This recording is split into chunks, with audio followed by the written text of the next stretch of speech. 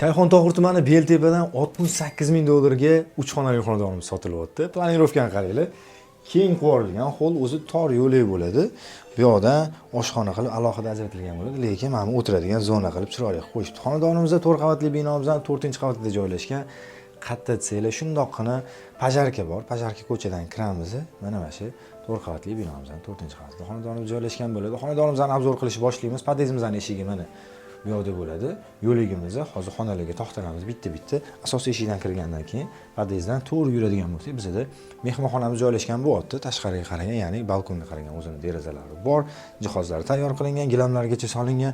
Bu yoq podez eshigi yopilgan bo'lsa, chap tarafdan bolalar yotoqxonasi, buni kattalar uchun mo'ljallab qo'yishibdi. Shuni to'g'risidan bo'lsa, ota-onalar uchun mo'ljallangan yotoqxona. Uni tashqarisida yo'ligimizni ko'rasizlar. Bu yerda hojatxona, yuvishxona alohida qilingan bo'ladi.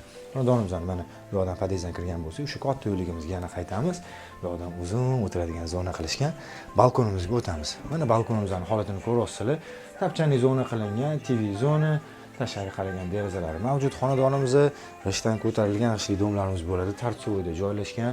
Shayxon Tohir Beltepaga 68 kvadrat metrli xonadonga yaxshi narxda o'ylayman. Kvadratiga pastda 1000 dollardan tushyapti. 68 ming dollarlik xonadonimizni ustiga kelinglar, gaplashinglar, bu narxdan yana o'tib beradigan joylari bo'ladi. Qo'shimcha ma'lumotlarni pastki raqamga qo'ng'iroq qilib, uy egalari bilan birga baraka qilsanglar bo'ladi.